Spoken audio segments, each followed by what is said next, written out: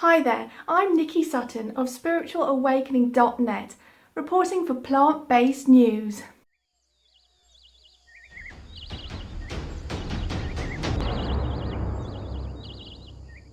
Vegan food sales are up by 1,500% in the last year, and that's according to Ocado in the UK. Apparently more than 500,000 people in the UK now identify as being vegan. That's up 260% in the last 10 years. And more than a third of the population now identify as being flexitarian. That's where they're eliminating or starting to eliminate meat from their diet. A lot of people are switching to plant-based alternatives in their diet.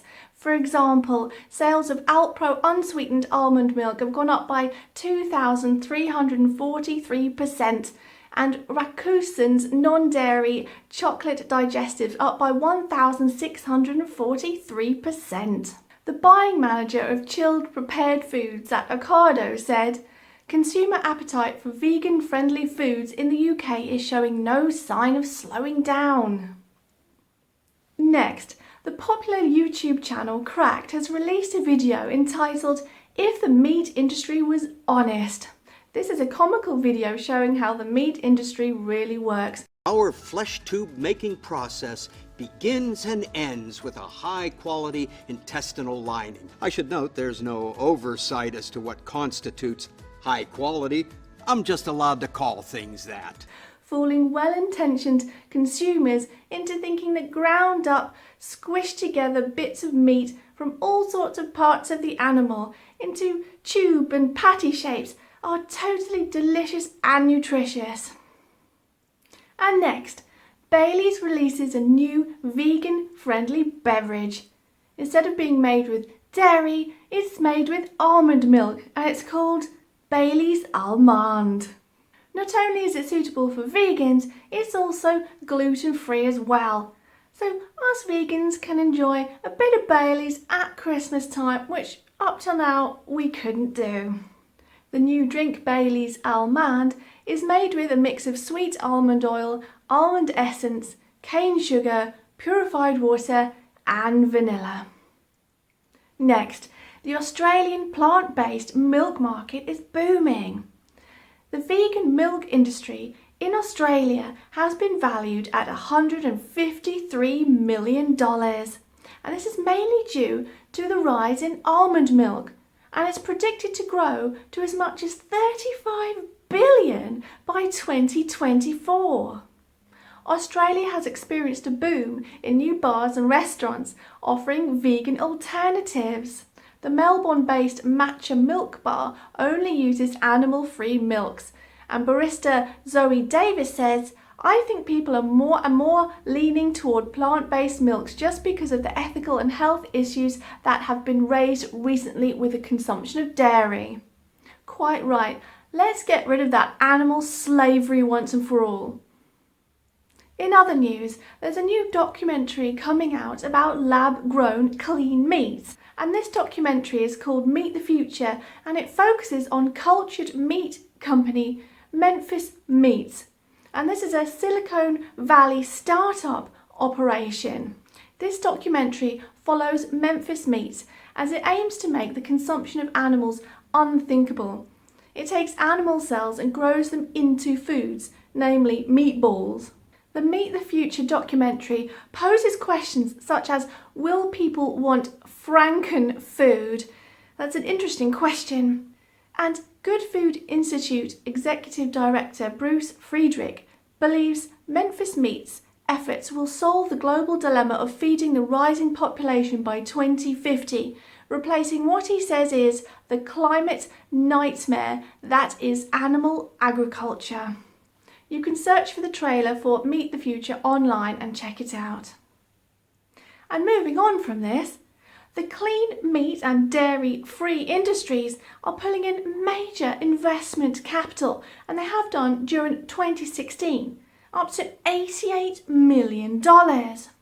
According to the investment company AgFunder's 2016 mid-year report, cellular agriculture or lab-grown meat and dairy received 88 million throughout the first half of 2016.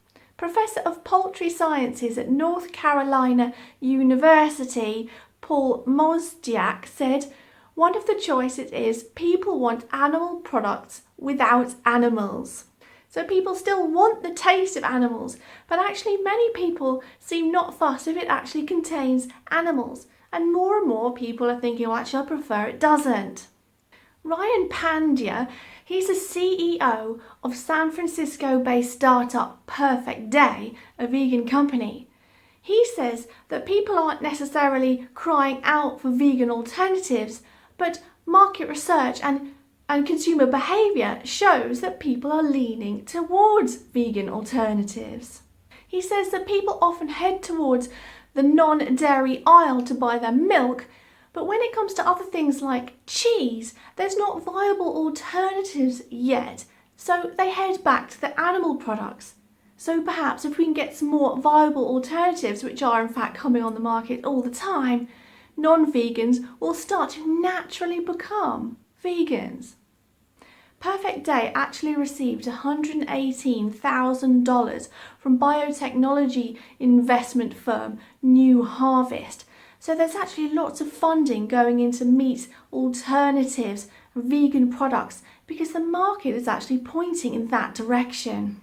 Principal scientist at Tyson Foods, Holt Smith, agrees with this idea, saying that people need broader choices and more vegan options because people are naturally going that way. I think veganism is really becoming mainstream. So some of these startups are creating meat products from animal cells but without killing any animals. But others are using plant cells. It just depends which you prefer. I know as a vegan I just prefer to eat plant-based products, but those meat eaters out there might still want that meat, but hopefully without any animals being killed. And moving on, there's a big campaign being launched in the London Underground in tube stations across London, helping to promote veganism. And this is done by organisation Veganuary, who encourages people to go vegan. There'll be approximately 20,000 adverts placed in the tube stations across London. It has been financed through an online fundraising campaign which has raised £23,000. The thing about Veganuary is that it wants people to try out dropping meat, fish and dairy products in the new year. So it's kind of like a New Year's resolution. Clea Grady, the marketing manager of Veganuary, said the rise in veganism may be influenced by celebrities, but the number one reason that people give for taking part in Veganuary is to protect animals. Farming is a brutal business. Our London Underground adverts remind people of this unnecessary suffering and ask them to try vegan for 1 month and discover a new way to eat that is better for them, better for the planet, and of course better for the animals like Rocky, Ernie and little Eric. And their campaign is featuring animals, and they've given them names too to make them more accessible and personable, because these are little souls too and they deserve to be recognised as such. And lastly, Pret a Manger is introducing its new Christmas vegan baguette.